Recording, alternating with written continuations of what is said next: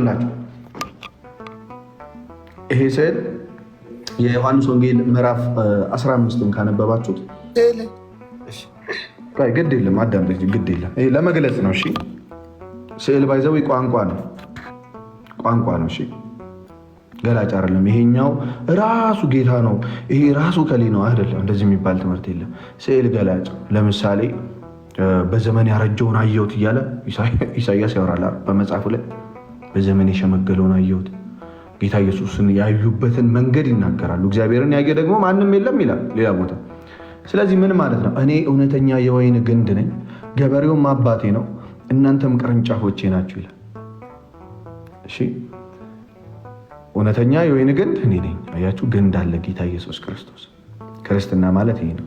ስለዚህ ይሄ ወደዚህ ግንድ እነዚህ ሐዋርያት ምን እናንተን የሚቀበል እኔን ይቀበላል ተብሏል። ያ ጌታ ኢየሱስ ክርስቶስ ቅዱስ ጳውሎስን ሌላ ሰፈር አገኘውና ቀጥታ ና ተጣበቅ አላለው። ይልቁንም ወደ ማን ላከው? ወደዚህ ቅርንጫፍ ላከው። ከዚህ ቅርንጫፍ ተሰበከ፣ ተጸለየለት፣ ተጠመቀ፣ ወደዚህ ግንድ ተቀላቀለ። ከዛስ እዚህ ግንድ ላይ ስትሆኑ የማን አካሉ ናችሁ? ራሳችሁ ክርስቶስ ሆናል። የቤተ ክርስቲያን ራስ ይባላል ጌታ ኢየሱስ ክርስቶስ በኤፌሶን 1 ላይ።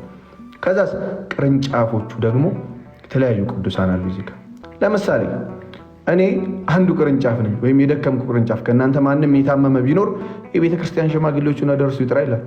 እሺ የቤተ ክርስቲያን ሽማግሌውን ጠራው። የተሳሰረነን እኛ ክርስቲያኖች ባይዘው። ከዛስ ይሄኛው ሲጸልይልኝ ወደ ሌላ አይደለም ይጸልይልኝ፣ ከክርስቶስ ደም ውጭ የሆነ አይደለም። ወደ ማን ነው የሚጸልይልኝ? እኔ በዚህ በጠንካራው አካሌ በኩል ወደዚህኛው ወደ ግንዱ እየጸለይኩ ነው ማለት ነው። ለዛ ነው በቤተ ክርስቲያን ሽማግሌ ጸሎት የእናንተን ኃጢአት እሰራለሁ ብሎ በያዕቆብ መልእክት ምዕራፍ 5 ላይ ከቁጥር 14 ጀምሮ ስታነቡታል። ስለዚህ የቅዱሳን ጸሎት፣ የሌሎች ሰዎች ጸሎት ማለት በእነርሱ በኩል እኛ በሌላኛው ግንዳችን በኩል ወደ ጌታ ወደ ኢየሱስ ክርስቶስ የምናደርሰው ጸሎት እንጂ ከክርስቲያን እምነት ውጭ ከክርስቶስ ውጭ ያለ ሌላ እዚህ ጋር ሌላ ግንድ አይደለም። ሌላ ግንድ ማለት ምን ማለት ነው? እዚህ ጋር ያለ ሌላ ግንድ የጌታ ኢየሱስ ክርስቶስ ትምህርት የሚቆረቆረው፣ የጌታን ትምህርት የማይቀበል፣ የራሱን አስተምሮ የያዘ፣ በክርስቶስ ትምህርት ለማይኖር ሰው አምላክ የለውም ይላል።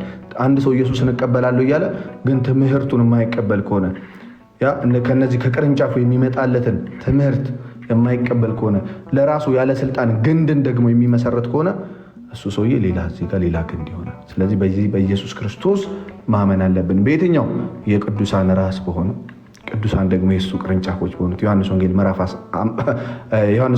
15 ላይ እንዳለው ማለት ነው። በዚህ በኢየሱስ ክርስቶስ በእውነተኛው ግንድ የሚያምን ሰው ምን ይላል? ይድናል። በእውነተኛው ግንድ ግን የማያምን ሰው ኤርሚ ግን ይህን ስዕል አይደለም። በዚህ ስዕል ትሰግዳለህ? ኤርሚ የኛው ስዕል አሁን ላሳየኝ ስዕል ላሳየው ስዕል አክቹዋሊ ስዕሎች ገላጭ ናቸው። ግን ምን ችግር አለ? ትሰግዳለህ? ችግር የለውም ሰግዳው። ለዚህ ለአሁኑ ስዕል ይመች። እሺ ወደ ስዕሉ አይደለም አክቹዋሊ የምሰግደው። ለምሳሌ ኢየሱስ የሚል ስም አስቀምጠ ኢየሱስ ወደሚለው ስም ብትሰግድ ችግር አለ? አይ መጽሐፍ እግዚአብሔር መንፈስ ነው። ላንብብ አንብብ ደስ ይለኛል። እግዚአብሔር ይመች። ምን እኔ ግን እንቀጥላታለን።